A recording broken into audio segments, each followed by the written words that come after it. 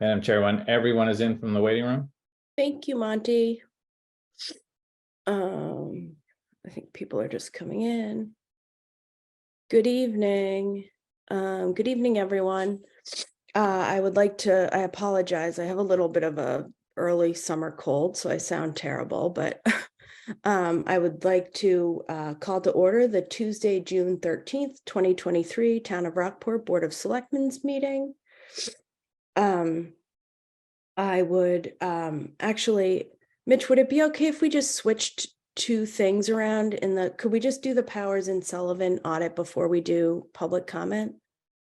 That's certainly up to the board's prerogative if you wish. Is everyone okay with that? Just because I want to make some comments before public comment, and I would love for Mr. Powers to not, I don't think he has to sit here any longer than planned. So why don't we do that first, and then I'll make a few comments, and then we'll go on to public comment if we don't mind. Okay, Madam Chair, we have with us this evening Jim Powers from Powers and Sullivan. He is the partner on our audit account. Also with us is Debbie Gillis, the managing accountant. Want to take a quick moment to recognize our financial officers who are responsible for overseeing the financial functions. Carrie Arno, our finance director, and our treasurer collector. Debbie Gillis, the managing accountant. Liz Dukes, the principal assessor. And Dwight Valentine as chair of the finance committee. All of us function as your finance officers and oversee our financial operations. The board has in their packet and has had the opportunity to review the FY22 audit. We've done presentations from Powers and Sullivan. So this is an opportunity for Jim to give the high level overview for you and answer questions from the board relating to the audit. As Jim will walk through, we have a clean audit. A management letter was not issued. We have 0 findings. Anything that was outstanding was corrected, and we have 0 findings for the audited period of FY22, which is certainly a significant feat. And I want to recognize that. I want to recognize the finance departments for their hard work in that, particularly accounting and treasury and collections for their hard work in addressing those issues. It's quite a feat to have totally clean audit, no findings, no issues, come up. So with that, Jim, if you want to give us an overview, please. Okay, thank you, Mitch. First off, I'd like to thank Mitch and his entire finance crew. And I reiterate what Mitch said for the excellent job they did in the last fiscal year. And I think they're continuing that through fiscal year 23. We've actually started to do the fiscal 23 audit right now as part of that. Everything went extremely well as we went through this. One of the things we do is we don't really comment, and we're not giving an opinion on the quality of your financial statement or your financial condition. It's more of whether or not it's compliance with generally accepted accounting principles as we go through that. And in addition to that, we also give an opinion on your compliance with the federal grants that you got in, 2 different reports that you should have in your package today. But besides the fact that you had a unqualified audit opinion for fiscal year 2022, you were in actually an excellent financial condition and well managed from that standpoint for a community your size. You had significant fund balance in the general fund. You had $3 million plus of stabilization funds accumulated for town school purposes, capital purposes as you go through. So not only have you taken care of where you've been in the past, you've got some flexibility on a way to move forward to deal with any unforeseen expenditures as you go through. So I don't always see that, but it's a good sign when we do. Other things that we take a look at as you go through, you've set aside about $1 million so far in your other post-employment benefits trust fund. That's an optional fund that you can put money aside for.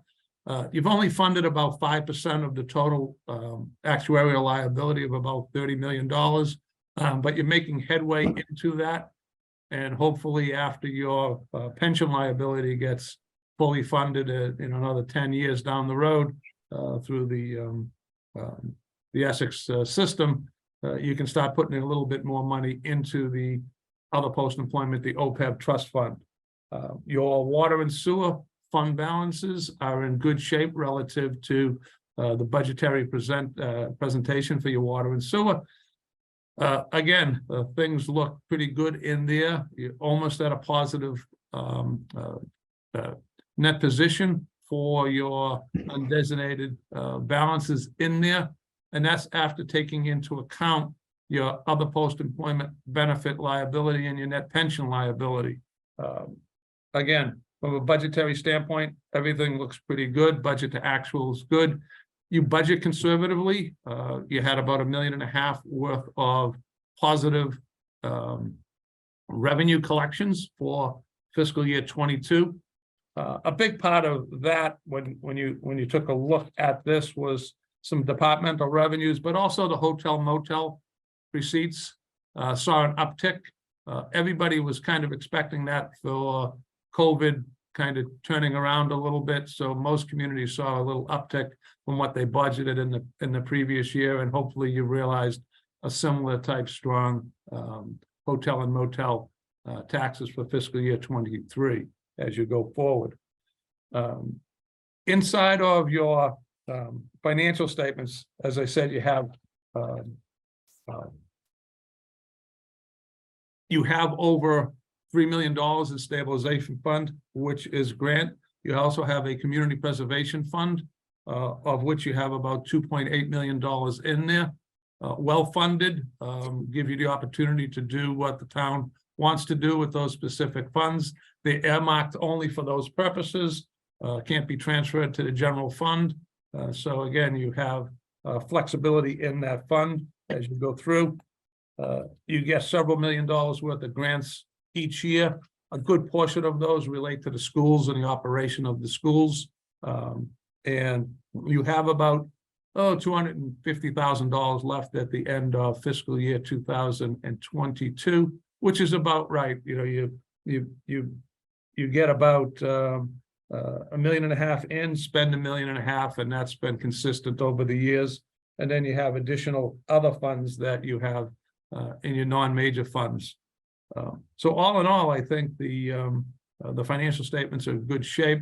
One of the more important things is that the town has the ability to maintain, and without a management letter, that's what that's telling you, is that when you get interim reports during the year, that it's giving you an accurate representation of where you are at that point in time, so you can manage things that happen on a timely basis, as opposed to having to wait several months to find some information out. And again, that's credit to your financial team in order to keep you up to date like that.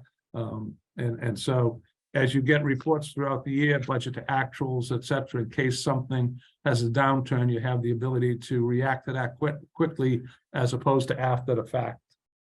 And the only other two important things I just want to mention is just the level of your OPEB, the long-term liabilities for the other post-employment benefits. That's about $30 million right now. The discount rate, which I won't get into incredible detail, and it went up a lot because although you don't have a lot funded in there, you can use a higher rate, mainly because everybody's watched the interest rates go up and up and up over the last year. And even US Treasuries are going for 4 or 5% recently. And so what you can make on the funds that you have set aside is a lot higher on average than it had been in the past, even though we had a downturn in the previous year, but things have been looking up, but who knows what's going forward. But that has an effect on that liability. And then the Essex liability, you have at about $17 million. That has a longer track record and has a discount rate of a little over 7%. That's in line with all other the rest of the county systems and most of the retirement systems throughout the Commonwealth. And so that's not an unreasonable discount rate to use. Probably gives you an accurate representation. So you almost have, in effect, $50 million worth of long-term liabilities, but you're not alone. And so that's the biggest issue you have from a long-term perspective. If there's any questions on the financial statements, I can take them now. That kind of gives an overview of what I think was important as part of the financials. If not, Denise? I can move on to the next report. Okay, Denise? Yeah, thank you very much, Jim. I guess I realize that the OPEB reserve is optional and that we're not alone, that, you know, at a certain level, that makes me feel better, and a certain level it doesn't, because $50 million is a lot of money. And I guess my question is, are other towns also setting aside funds toward their OPEB liabilities? Do you see that? Yes, most have done that. There are some that have not put anything aside for that, and their liability just grows and grows as they go through this. If you can find a way to start setting some funds aside, it's a very good thing to do. Some communities, a couple of wealthy communities out in the suburbs, passed overrides to pay for it, and have fully funded some of that, but there's only a few that have substantially funded over 75%. A lot of communities have gotten up to the 40–50%, but most places are like you, in the kind of the infancy stages of putting money aside. But the key thing that you see is you've put a line item in the budget. Last year, you put in 22, you put in $225,000, and over time, if you keep doing that and raising that up as you go through, it'll start making a crack into it. You're Yeah. only legally responsible to pay for a pay-as-you-go. So Right. whatever you have that liability, unlike the pension system through Essex, you are legally required to fully fund this liability by 2040. Essex has a little bit more aggressive timetable, and a lot of communities in your place, what they're looking at, and I kind of briefly mentioned it on before, if Essex hits their numbers, as everybody hopes they will, as they go through, and you fully fund this in another, say, 10–12 years, well, then at that point in time, most people will say, instead of reducing our appropriation that we used to pay to Essex for our past service cost, we're going to take that extra couple of $1 million and we're going to put that right into our OPEB fund. Right. And so that's what you are. But you're not bad, but you're making the effort, and so that's kind of commendable. Not everybody, but probably about 75% do at this point in time. And this is one of those topics too that the board, in conjunction with the finance committee and the school committee, will be looking at closely with the long range financial plan grant that we got through the state. This is one of those topics that is front of mind for starting to look at that and our long term liabilities and scenarios. Great. Thank you very much. Yep. And the only other thing to do you can take a look at the benefits you offer too. And a lot of times with an OPEB committee, depending on, obviously, the more generous you give the benefits and what they have as plans to select, the more expensive they are. I haven't looked at the benefits, and I wouldn't comment on that. That's not my place as an independent auditor to say what plans you should be offering. We have some communities in the state, you're legally required to do 50% at a minimum, and some have done 50%. And their OPEB liability, as it relates to them, is a lot lower than a lot of other communities. And again, most times there's a special committee that gets set up in order to look at that, as Mitch was kind of touching base on right there, that's where you go to determine all the factors that go into what you offer as a benefit and the financial commitment you have to make in order to, in effect, live up to that. Great. Thank you very much. That's great. That was my exact question, Denise. So thanks for asking that. Are there any other questions on what Jim has presented so far? Should he move on to the next report? Okay, go ahead. Okay, next report is what it's called is a schedule of federal awards. The federal government requires anybody that receives and spends $750,000 in a year from them. And again, you get this indirectly through the state. The ARPA funds now are coming directly from the Treasury, not a pass-through from the state, that you have to get in effect, what's called a single audit, a separate audit done by your outside CPA firm to in effect, act in the place of the federal auditors, and they have audit programs and all kinds of requirements that you have to do. So we audit that on behalf of the federal government to make sure that you're managing your funds in compliance with all the rules and regulations they have in there. In fiscal year 22, you spent about $2.1 million worth of federal funds. In a community like yours, most of your funds are going to be school related, school lunch as you go through there. Special education is a big part of that. School lunch is about $500,000. And the reason for that, part of the reason for that is the federal government elected to pay for every lunch over the last couple of years, as opposed to just those that qualified for that. So the amount was a little bit higher as they go through what they do for next year. They can change their mind at any time, and they might be able to fund it again for next year, or they may reduce that amount where people that don't meet the financial criteria to get a free or reduced lunch or breakfast, that amount of aid may go down. Last year you had a school grant for what's called ESSA, or the Education Stabilization Fund, and it's got about $822,000 worth of expenditures out of that. It's not going to last forever, and so those type of funds, you have to make sure that you prepare for that when it drops off. And then you had about $150,000 remaining of the COVID funds. And so starting next year, I'd expect your $2.1 million to go down a lot, because you're not going to get the same level of funding. But it may also go up because I'm not sure where I haven't talked to Mitch in a while about where you are in the ARPA fund spending. But that will be a requirement for fiscal 23 and 24. The only thing I warn you about the ARPA piece is make sure you look at the deadlines on that, because you have until 12/31/24 to spend those funds, or you lose them. You can extend those over, but you have to be making careful that you don't go too far. One of the good things about ARPA for a community like Rockport, all the funds you get are called revenue replacement. And basically, there's a lot of different expenditure categories that a lot of communities that are getting over $10 million worth of ARPA funds for the rescue plan. They have to jump through a lot of hoops.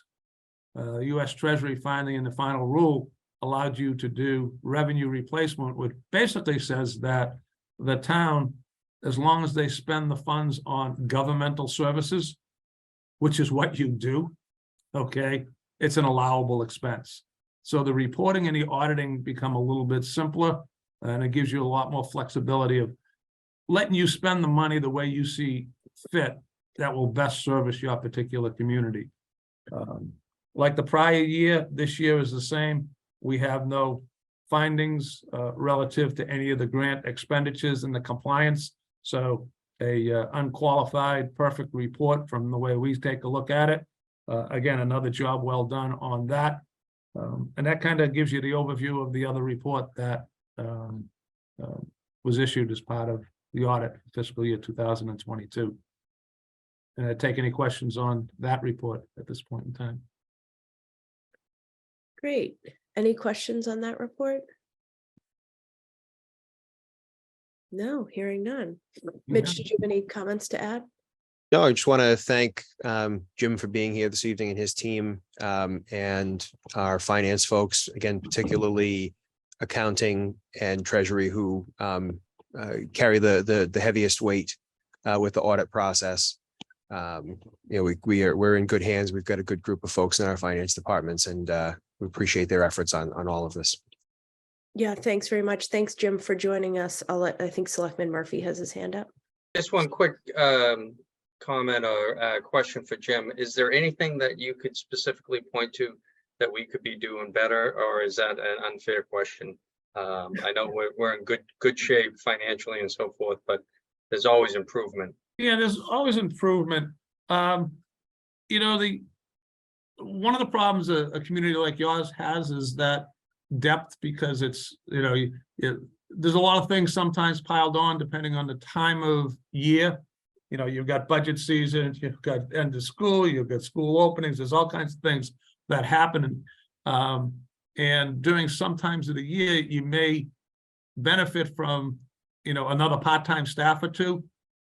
But then all of a sudden, once that breaks, you've got a little bit more time and you can catch up. So it's more of making sure that you're just on top of things and your staff isn't overwhelmed and not being able, but you'd see that by, in effect, the fall in the quality of the product that they're putting out. And Mitch would know that right away as you go through. And I think also your staff would probably yell out and say, I need a little bit of help. Everything could be a little bit better, but I didn't see anything of any significant deficiency that would require a change. The software is working as intended. Everybody knows how to use it. It's giving you what you need. You don't have to need, the most sophisticated software in the world. So I can, if you have other things that,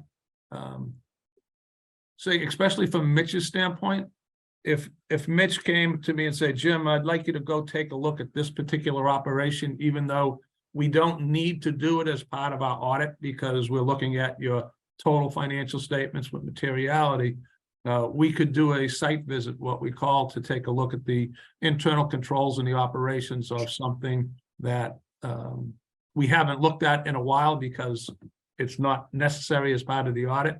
But we build that into our price if you want to have something like that done. If he has a concern about anything, we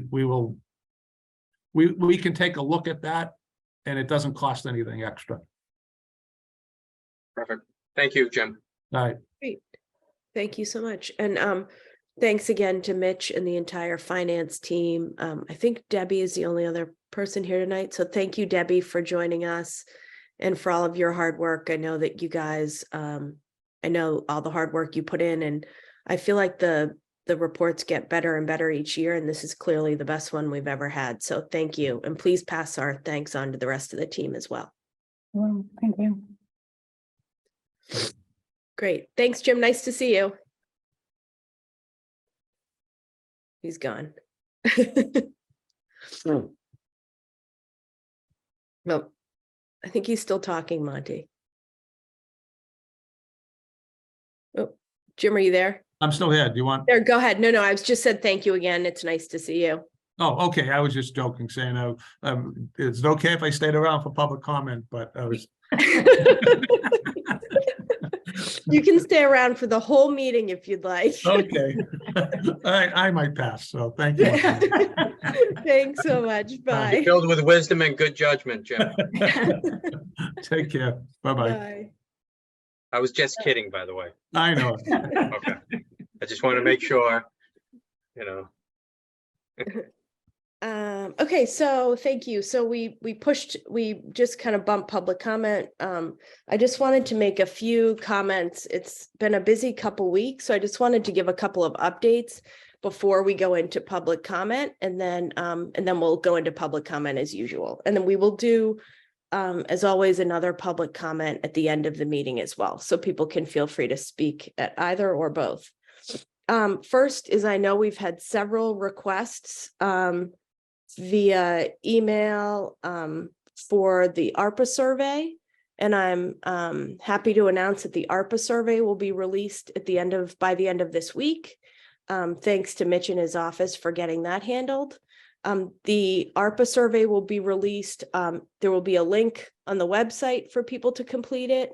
We will, either Ross or myself will share links on social media and all the usual sites. And we typically do it on our personal pages as well if people are there. And then the town administrator also, it occurred to him that to get a broader reach to residents, he thinks this is, and I think this is a great idea, this is an appropriate time where we could use the non-emergency code red email list that we have. And this is just a specific email list to residents who have opted into getting non-emergency messages. This is rare, and I think it's kind of a balancing act because every time we send code reds out that aren't actual emergencies, people do drop off the list. But I think that this is one that people will be grateful to have, at least if they choose to be able to give input. I don't, Mitch, did you have anything to add about that? No, Madam Chair, we will carry it out as you indicated. Great. And then Ross, did you want to make a comment about the ARPA survey? No, mine was so more towards just the emails. We're getting a lot of them, which unfortunately they just copy and paste, which shows me that some people aren't really reading what they're sending us. They're just copying the email and then sending it to us and signing their name. And I think it'd be better off if they just said one email and then everyone signed onto that one email. That way, opposed, they're all asking for an answer, but we're not going to answer 25 emails if they're all the same email. It's better off if they just don't copy and paste. If they write their own email and provide their own input, it would be a lot better. It'd show a little more, concern about the actual issue opposed to just copy and paste the message that is from a email chain that they got. That's my biggest concern, because for me, when I read one, I read another one, and then I realize they're all the same. Well, now I just see that as one complaint because it's just copy and paste. So it would be nicer if they could all take their own time and write their own message and what they want to tell us instead of copy and pasting. Or, as I said, write one and then have everyone sign it. That way we can respond to that one email. Got it. Okay, thanks. Any other board just comments on the ARPA survey? Nope. Okay, moving on. We received a petition last week that the board has received signed by several citizens, and it was sent to the board by Laura Fillmore Evans. I can see that Laura's here this evening. I replied to Laura and just said that I would give an update, and I wanted to just give I wrote a few notes. So I obviously want to acknowledge the petition we received from the residents, and each member of the Board of Selectmen did receive it. And then, as you may have surmised from Ross's previous remarks, probably about a month or so ago, that the board has decided to engage in another lease with the Long Beach cottage owners. We have had 2 executive sessions, and we are still doing our due diligence to work out all of the details. And I think it's worth explaining that lease details are worked out by the board in executive session to ensure that the town's legal position is not compromised. And I think it's worth repeating that we do that. Lease property negotiations are done in executive session to protect the town. I also wanted to note that we appreciate and acknowledge the Long Beach Options Committee report. We all received a copy, and we were all, or whoever the members that were on the board at the time received the presentation at town meeting. And the Long Beach Options Committee report was created by town meeting to report to town meeting. So I believe that we've all felt that that was the appropriate means to get it to the public, but we have all received it. I've seen comments online asking if we've either, if we've bothered to read it. I think people could ask individual selectmen. I state for myself that I, of course, read it and take it into consideration. And I think I wanted to note that the board recognizes, and we are all very cognizant of climate change issues affecting not only Long Beach, but frankly, most of Rockport. And we are factoring those into all of our decision making. I actually expected some more Long Beach residents. Maybe there are a few here this evening, but as there was before the last lease, we will be sending a survey to the tenants in the next few weeks, just like we did before we issued the last lease. And it's regarding a few different topics that we'd like the tenants' input on. And we will provide details of the lease to the public and leaseholders together as soon as we are able. So I just wanted to give that update to let people know where we're at. I didn't know if I was just going to ask if any board members wanted to add anything. Paul? Yes, thank you, Madam Chairman. I also just want to point out that this is not a rule that this board came up with going into executive session. This executive session law has been on the books for many years, and that this is nothing new. it's we've done this, and previous boards have done it many times. So it's not specific to this board. Denise? Yeah, thanks. I just want to mention that I too read and studied the Long Beach options report and took that into consideration as I have been having our discussions. Great. So I hope that's a helpful update on that. And then just two other brief things. Actually following up on Ross's comment about texting.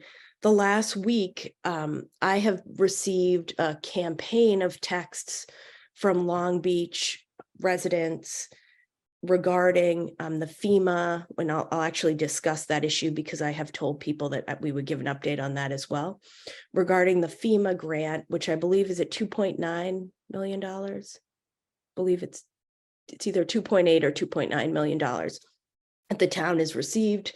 The town will need to come up with 25% of that as matching to actually receive the grant. So my personal cell phone, which is fine, but the last week I have received 88 text messages regarding the FEMA grant. And I guess I just wanted to say that I wanted to thank the 3 residents that wrote personal text messages to me and asked asked questions and asked in a personal way. The other 84 of them, to me personally, I understand that the issue is important to everyone, but sending a cut and paste text message that asks me to text the board's position publicly, would put the town in a terrible legal position, and B, sending someone an email campaign at all hours of the day. I received texts at 1 a.m., 2 a.m., 6 a.m., 10 p.m., 88 of them in the last week. To me, that's not respectful communication. Thank you to the 3 people who texted me personally and the people that emailed the board. The 3 that texted personally, I wrote them a reply, a very respectful reply. And I guess I just wanted to kind of get that off my chest because I'm happy to talk to any residents that reach out, but sending cut and paste texts at all hours 24/7 to me is not a respectful way to work with your elected officials. So I hope that in the future, people reconsider that as a means to communicate with us personally. I did say that I would give an update on this. The DPW sent an email or a letter to a Long Beach resident last week saying that the town was prepared to go forward to town meeting. And Mitch, you can correct me if I'm wrong on any of this, to go forward to town meeting to ask for the matching funds for the grant.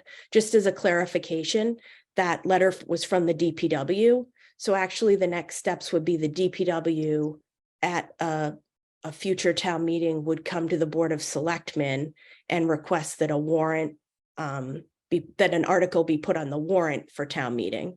And at that point, the selectmen would decide whether or not we support it.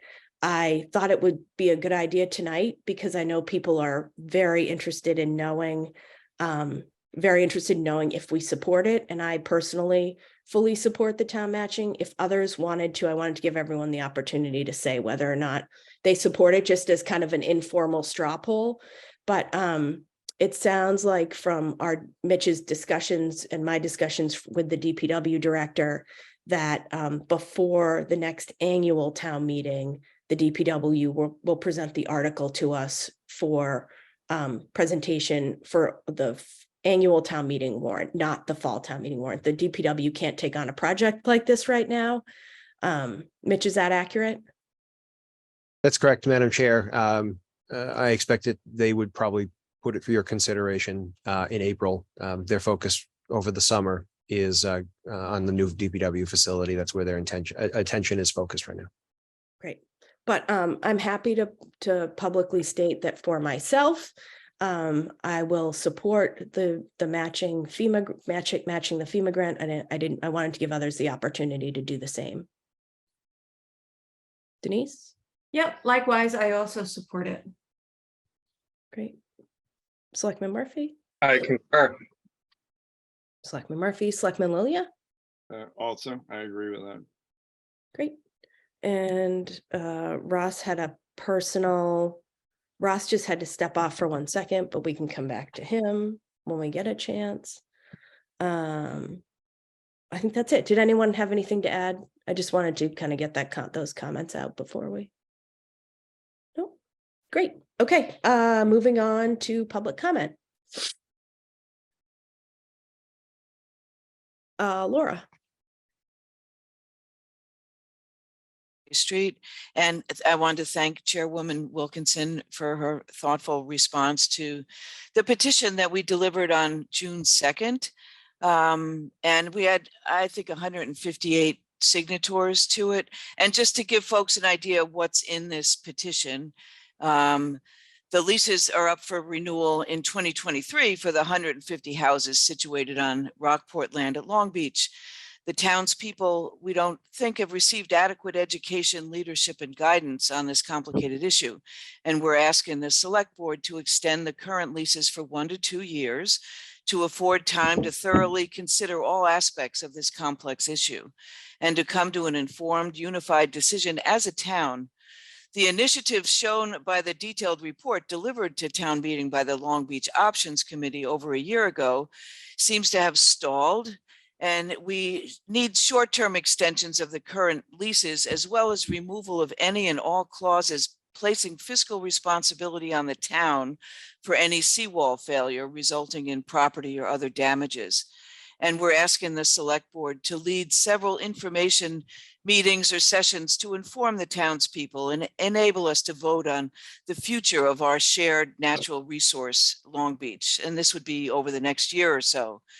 The Long Beach Options Committee delivered a thoughtful and informed report over a year ago, and they also identified an impartial environmental expert to write a grant application on behalf of Rockport at no upfront cost to the town to enable further study on the observations and options outlined in the report, in addition to conducting consensus building among townspeople. The town didn't follow through with the consultant before the application deadline, meaning that the grant application would have to wait another year. The committee's report still needs to be discussed, the options debated by the select board in public meeting to enable voters to make an informed decision about what to do regarding what is arguably our town's most valuable asset, Long Beach, currently in danger of inundation by rising seawater and flooding from the salt marsh and creek behind the wall. We request that you hire the experts necessary to inform yourselves and us, the public, and to hold at least 2 public meetings to educate us and present Long Beach options to us in an impartial manner for further discussion and debate, so your future actions in this matter may accurately reflect the will of the people you represent. To that end, we ask the select board to lead us in our thinking on this matter and ask each of you to take a stand. For example, do we sell, do we release, or in the long term, or do we embrace managed retreat?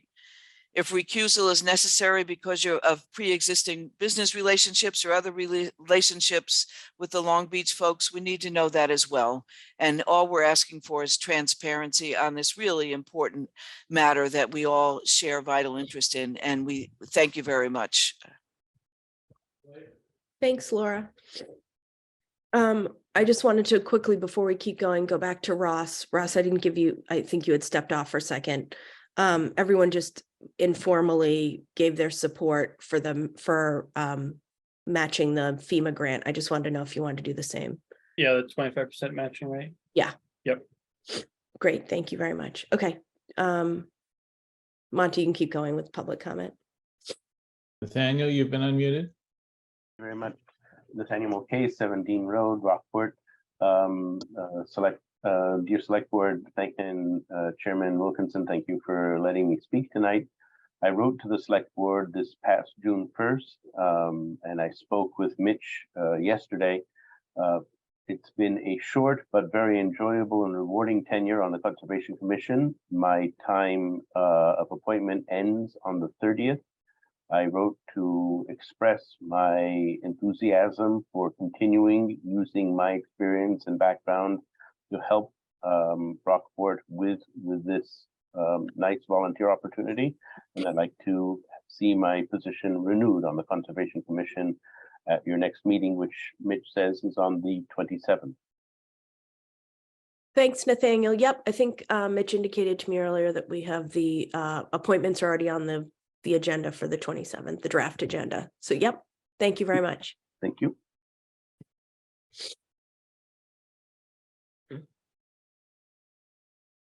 Toby, you've been unmuted. Thank you. Toby Arsenian, 95 Granite Street. A week ago on Monday, the Government and Bylaw Committee met. Among the things they were discussing was a revision to the lighting bylaw. This is the residential lighting bylaw in the Code of Bylaws. And the revisions of it are purely clerical and corrections of spelling, things of that nature. Nothing that would have substantial changes. They had been asked earlier if they would come up with a bylaw that would deal with municipal and commercial uses. And Tom Mikas, a member of the planning board, had offered to help write a bylaw to deal with commercial and perhaps with municipal uses. The planning board did not, the Government and Bylaw Committee did not take him up on that and declined to do it themselves. They take the position that they're only there to revise things which are already there, looked at narrowly. Perhaps that's correct. If you look what's in the bylaws, that bears that out, and it leads to the question of who is responsible, because certainly we need a bylaw that deals with commercial and municipal uses as well. It was a committee, not a town committee, sponsored by the planning board, oddly, that came up with the present bylaw on lighting, which went into the Code of Bylaws, not the zoning bylaw. And at the time that was completed, the planning board, which was differently constituted at that time, promised that they would give us bylaws to cover municipal and commercial uses. They never did so. So my question to your board is, who's responsible for writing such bylaws? Clearly, the Government and Bylaw Committee will not do it. And who is to do it? Nobody.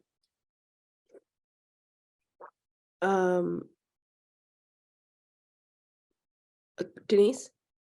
Yeah, Toby, I would suggest that if you clearly are very committed to this issue, certainly you could present a citizen's article for the next annual town meeting.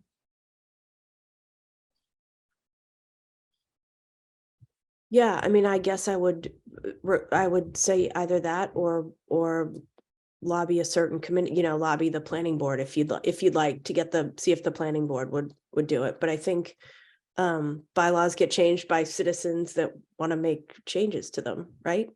Yeah. And I don't think we can force a committee to make changes to a bylaw that they don't want to make changes to. Anyone else have anything to add to that? Nope. Okay. Okay, Monty. Eric, you've been unmuted. Yeah, thank you. Eric Hutchins, 45 Pools Lane. Just wanted to make a brief comment on the letter that was submitted associated with Long Beach. Certainly 100% respect the fact that Board of Selectmen's charge, role, and responsibility is the lease extension or non, whatever, however you choose as the top elected officials, and that's yours to handle in executive session.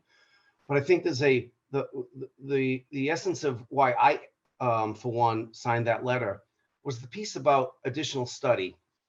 And I feel very firm from my experience, and both outside this town and within Rockport, that Long Beach absolutely needs more professional study for any one of us to make a decision. I don't have an answer down there.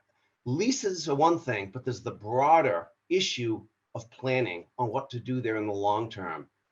Every member of the Long Beach committee openly stated it was their best effort, and they identified numerous things that needed additional professional study. And I think that everyone I've spoke to feels the same. So I think that's something that we need to see initiated. The leases go on one way or the other, but we need to educate the public, ourselves, the Board of Selectmen, DPW, on those detailed issues that were raised in the study from this town and other towns that pertain to the situation there. We do not have enough adequate, comprehensive analysis to be making long-term decisions for the broader area. So I would just like to stress that we need, it's been a couple of years now since we've had any analysis, let alone comprehensive, on the questions that were raised. So I'd like to make sure that that gets emphasized in that letter. Thank you. Appreciate it. Thank you. I'm not sure if Toby's hand was still up or if he has one more brief comment, then we'll move on. Thank you. I resent and reject Denise Donnelly's suggestion that I undertake writing a lighting bylaw. Such a thing is highly technical and involves skills that I certainly don't have. It shouldn't fall on the shoulders of any one citizen. It would be the responsibility of a committee, or perhaps you would hire a consultant. I brought 5 petition articles to the past town meeting. I try to do my part. Some things are way beyond my capacity, and it's up to you as community leaders to find somebody who would do the proper thing and offer such bylaws so that the citizens could consider them and adopt them or reject them. Thank you. Okay. Thanks, Toby. Looks like we have one more public comment.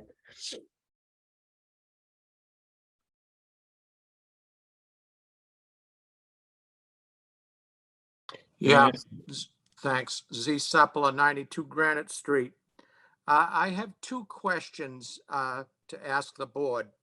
One of them is a general board question, and that has to do with the fact that I believe it was discussed at town meeting or some other meeting that the nature of the annual town meeting with all of the financial information, things like that that have to be discussed, is really not suitable for citizen petitions, but that the fact that citizen petitions only need 10 or 20 signatures for the annual town meeting, as opposed to 100 for the fall town meeting, was the reason why people tried to get their citizen petitions in the spring town meeting.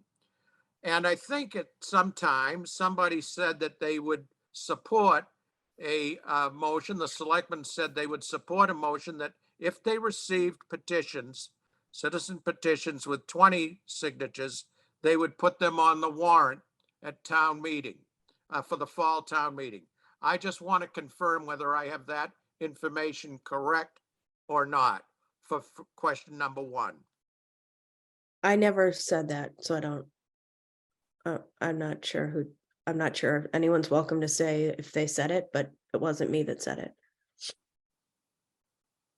Well, then I'm supposed to, I will take that it's the board's position that fall town meeting petitions do require the typical 100 signatures.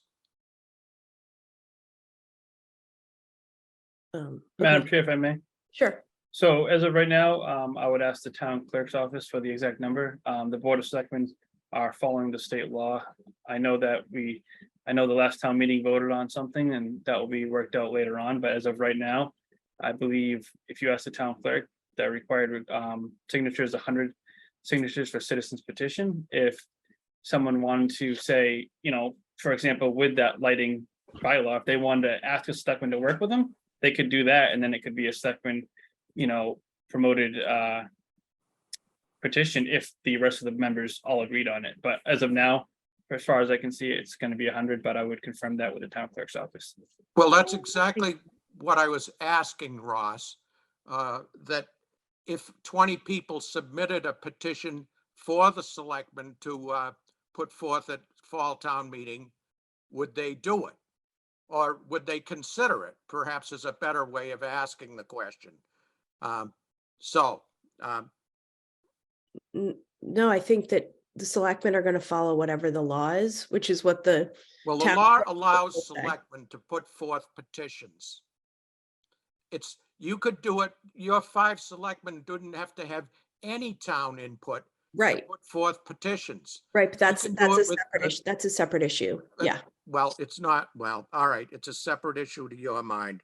To mine, it isn't. 3 people, a majority vote of a selectment board can put a article on the warrant, whether or not the rest of the town wants it or not. But we'll just take that for what it's worth right now. Okay, the other thing I wanted to ask was I'm working on the financial questions that were posed at the Springtown meeting regarding recall petitions.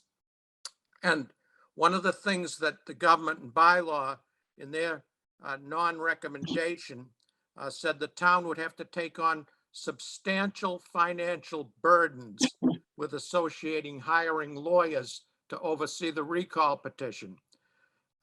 I put in a public records request to Mitch and got an answer, very well to my question. And he wrote that the actual expenditures for the only type of election we've ever had that's been out of the ordinary, which was a recount election back in 2021, was $1,140. And he also told me he could not, well, he could estimate what the other election-related expenses were for the 20 years that I asked him to provide that data, but that it would take an awful lot of work. And he asked me if I would be satisfied with just an estimate. And I said, yes. So he came back and he said, the estimate was less than $1,000 total. So I sent him an email, not an email, but a request today to find out whether or not that 20-year $1,000 estimate was per year or for all elections of the past 20 years. And I wonder if perhaps later at public, if he can't answer it now, whether he can answer it at public comment later tonight. Question I have is what are election expenses related to town elections for the last 20 years regarding legal got it. expenses? Okay. Mitch, did you want to make a comment on that or? So Z, I do have a document that you dropped off this morning. I need to take a closer look at it to see what you posed. I will do that and I'll get back to you. I'm not sure that I can do it between now and the second public comment piece, but I will get back to you. All right. Great. Thanks, Okay. Mitch. Yeah. Yeah. Okay. Fine. Thank you. Anyone else for public comment? Looking at none. Okay, moving on. Consent agenda. Is there a motion? Tonight's consent agenda, we have approval of minutes, 2023 license and permit approvals, year-end transfers, if any, seasonal position appointments, and acceptance of Comfort Dog program donations. Yes, Madam Chair, I do have a motion. Great. I move that the board approve all non-held items on the consent agenda. I will second that. Great. Motion has been made and seconded. Any further comment on these? Hearing none. Selectman Brackett, Aye. Selectman Lilia, Aye. Selectman Murphy, Aye. Selectwoman Donnelly, Aye. and Selectwoman Wilkinson. Aye. Great, thank you. Next, moving on to action items, we have consider approval of the illuminations event. I don't think the Collins are here unless that's them on a cell phone. I don't see the Collins by name on there. If they are, if they could use the hand raise function to show us they're here or activate their camera. Madam Chair, the board does have their written request. We do. This is their 10th anniversary. You have that in front of you. They're seeking August 12th with a rain date of the 13th for the illuminations event. Great. Is there a motion? I have a motion, Madam Chair. I move that the board approve the annual illuminations event for August 12th, 2023, with a rain date of August 13th, 2023, subject to any requirements from the police, fire, DPW, inspectional services, and harbor master. I'll second that. Great, motion has been made and seconded. Any further discussion? I cannot believe it's 10 years. I know. It's just, it's gone by so quickly, and I know know. it's such a great event, and the Collins work so hard, as well as the volunteers and the businesses. It's a great time in Rockport, and actually it has passed 4th of July in terms of the amount of people that come into town. Wow. Generally speaking, I mean, I've talked to the chief over the last couple of years. It's really taken off, and I think it's because it's in the middle of the beginning of August, and it's a lone night, so people come from far places to see the fireworks, and what better than sitting and watching it off of Sandy Bay. So it's a great event. Great. I know it's like what become obviously one of my favorite weekends of the year. And I love that it kind of like boosts the entire town. It just brings people for the whole weekend, and it brings locals and tourists and everyone together. It's such a so cool. And then businesses obviously do very well, which is wonderful, because it's such a short season. Yep. Okay, any further comments? Okay, hearing none. Selectman Brackett, Aye. Selectwoman Donnelly, Aye. Selectman Lilia, Aye. Selectman Murphy, Aye. Selectwoman Wilkinson. Aye, the motion carries. Great. Next we have outdoor display permits, and I would love to ask the town administrator to give a little summary on this, because I think there's an update that everyone should hear. Absolutely, Madam Chair, thank you. As the board is aware, there have been numerous issues, complaints, and concerns that were brought forward relating to outdoor displays. And this is something that comes up this time of year, pretty much every year, although it was a bit more significant this season. I had a meeting with the chief of police and the building inspector to review the issues and concerns that were raised. The chief and the building inspector did a door-to-door walkthrough for all outdoor displays downtown to take a moment to introduce themselves to the businesses, to remind them that they do need a permit for information that's out there, and to let them know that it is something that is regularly monitored by inspectional services with the assistance of the police department. There were some warnings that were given because some folks had been previously warned and asked them to take it in until they had gotten their permit. So they addressed some of the issues, but they made a point to engage and have some meaningful dialogue with many of the business owners along Bearskin Neck, particularly where some of the problem spots were. So we did, as expected, right after that, receive a flurry of applications relating to outdoor displays. So the ones that you have in your packet before you this evening were received, and I've had the building inspector do his review. And to ensure that there's compliance as part of his regular ongoing review with this. So what you have in front of you meets the requirements of your policy and the bylaw, and the inspector, with the assistance of the police department, will ensure that they stay in compliance throughout the season.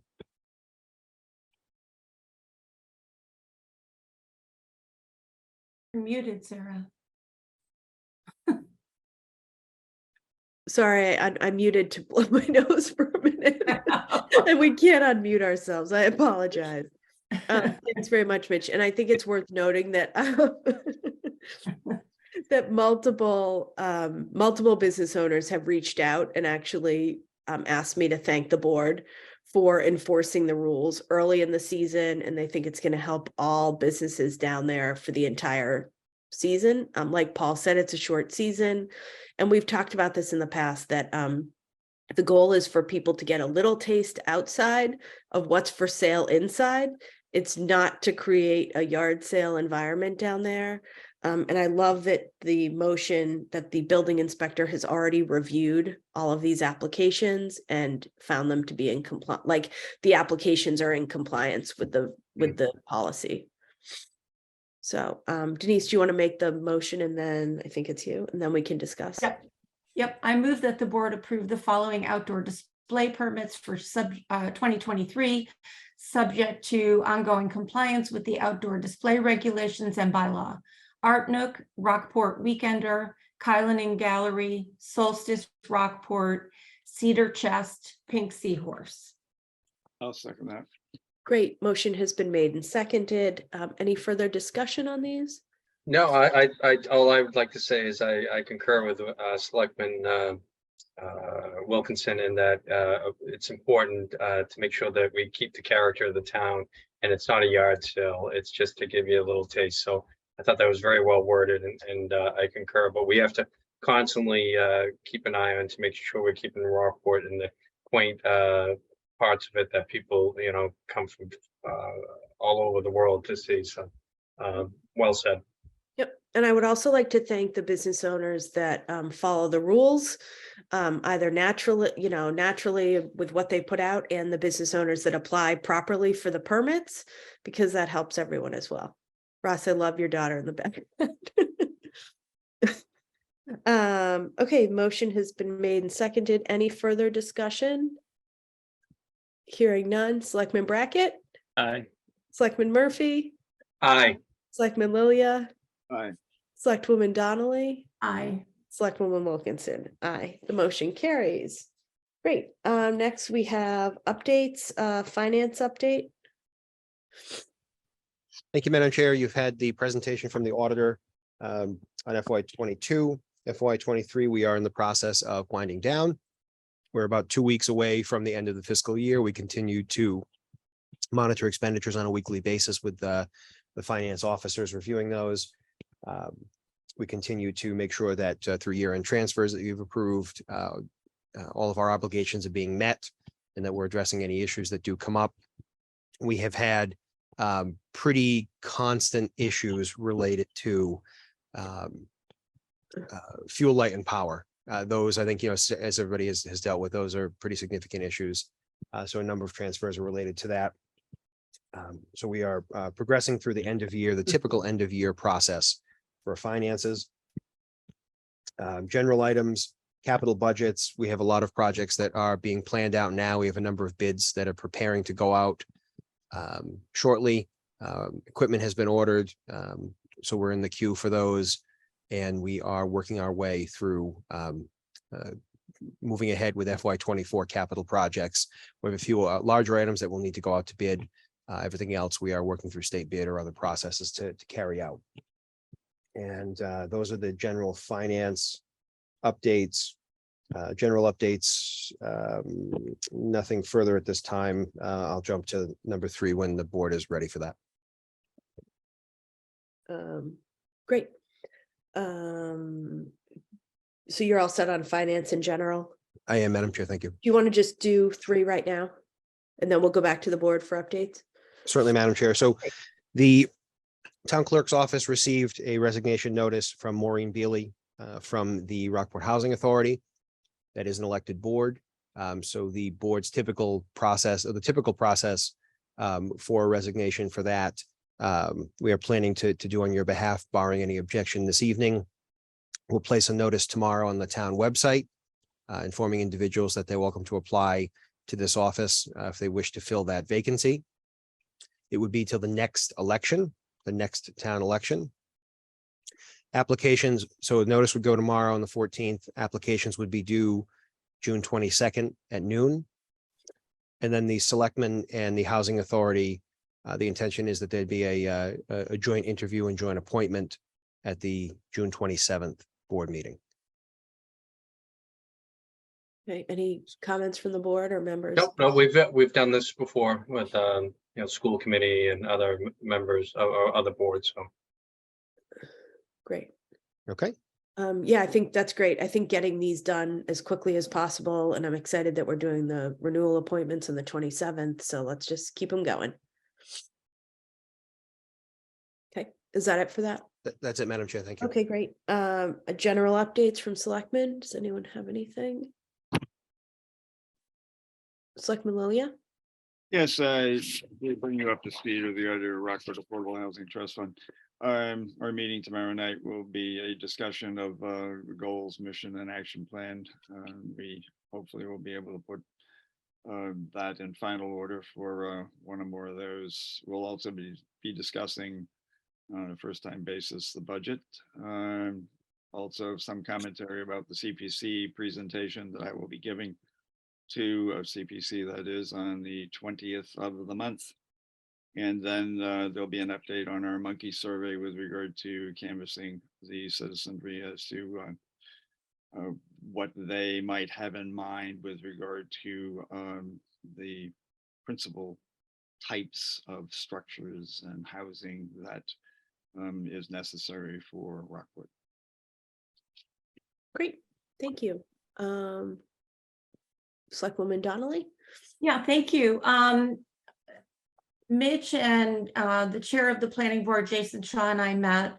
I know the planning board is very much thinking about the December 31st, 2024 deadline for getting the town to consider the zoning changes for multifamily housing that the housing choice law imposed upon all the MBTA communities. I've been attending some really helpful workshops sponsored by CHAPA, which I'm trying to remember what that stands for. Maybe Mitch can help me. Community Housing, blah, blah, blah. Anyway, it's a nonprofit organization that does a lot of work in supporting communities in the area of housing and affordable housing. And they're doing some excellent workshops with communities, MBTA communities. So I've been attending those and sharing the notes and the tools that they make available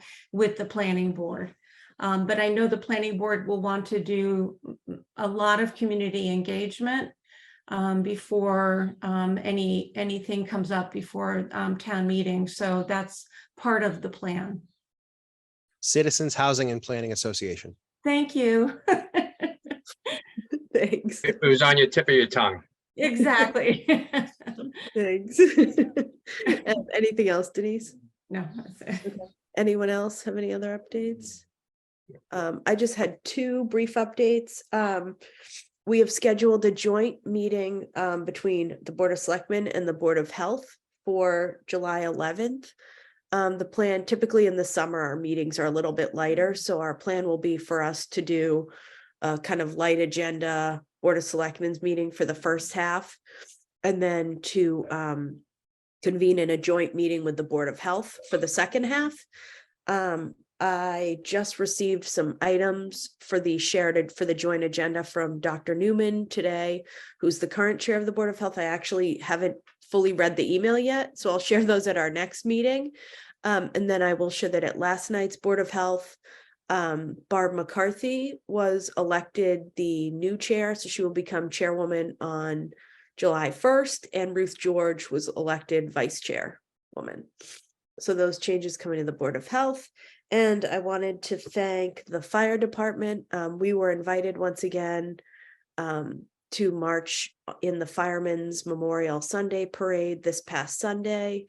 It's always an honor to be asked to do that. It's one of my favorite events of the year because I just find personally the ceremony that they do up at the cemetery is so thoughtful and meaningful, and it's just so moving in how they remember all of the firefighters in town, not who have died in duty, but who have passed away. And it really makes you realize the history of the volunteer fire department. Reverend Ives gave the remarks, and he, as we know, is one of our new and as a member one of the assistant chiefs, a member of the Board of Engineers. And I found his comments I could have listened to him all day. I actually felt and it was an honor for me because my son Wyatt was asked to play taps, and it was the first time he had been to that ceremony. And the first thing he said to me when we got in the car after was, boy, that's one of the cool, what an amazing town event that is. And he really enjoyed Reverend Ives' speech. So it was just such a special morning. So thanks to them for putting on such a nice event.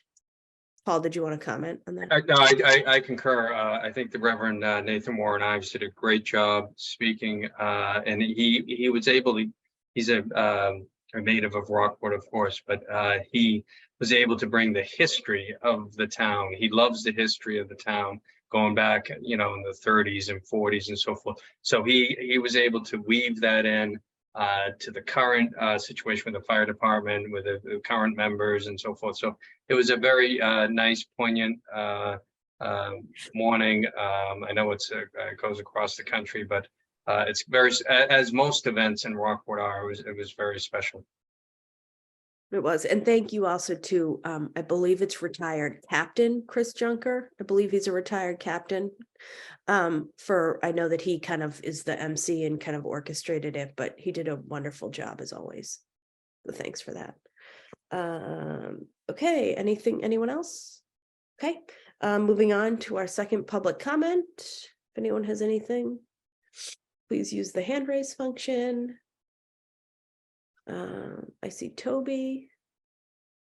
Okay, Monty, it's all you. Toby, you've been unmuted. Thank you, Toby Arsenian, 95 Granite Street. You issued the permit for the illuminations, in plain English, the fireworks.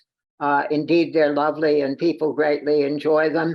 If it were not inappropriate, I don't know whether it would be or not, you could give the address to which people might contribute money. That might help them if it's not too late.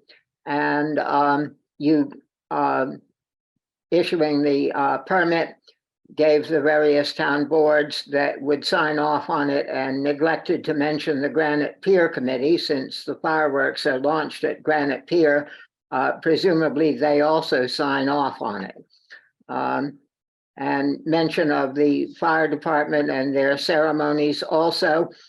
They solicit money. I got an appeal, everyone does, for money to support their 4th of July enterprises. I sent money again.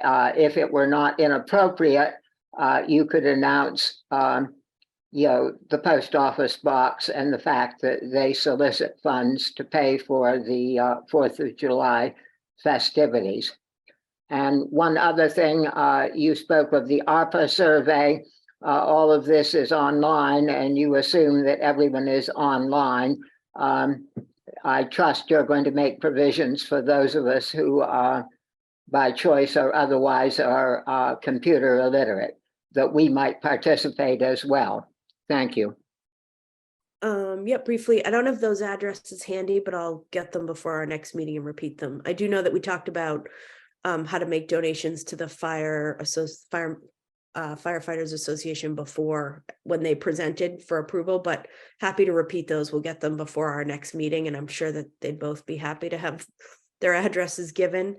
And then I'm sure that our office will have paper copies of the survey available, Mitch. Great. Perfect. So you can go to our office and get a paper copy. Okay. Okie doke. Any other public comment? Okay. Hearing none. Is there a there's no executive session Madam tonight. Chair. Yeah. Z Zeppela has his hand up. Oh, I'm sorry. For some reason, his name, I thought that was Toby's again. Thanks. Yeah, Z Seppala, 92 Granite Street. I think earlier tonight, when you were talking about the Government and Bylaws Committee and their role in response to Toby's public comment, you mentioned that you thought they did not really have a position in commenting or originating bylaws, just simply reviewing other bylaws that are in place.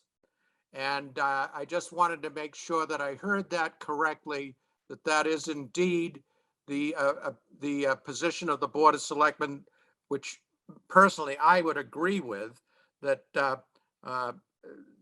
their statutory duties are defined in town meeting, in the town bylaws, and it doesn't say anything other than just to review other people's petitions. So I just wanted to make sure that I heard that correctly. So if not, I'll wait until a meeting is recorded and put on, the town website and listen to it then, but I think that's what I heard. Yeah, so I believe that's probably the comments I made. I mean, I would take them as my comments. I think the board didn't vote and take any official position, but I think the cleanest way, and this is just my position, is that the duties of the government and bylaw committee are in the town bylaws. So I would just take them straight from there.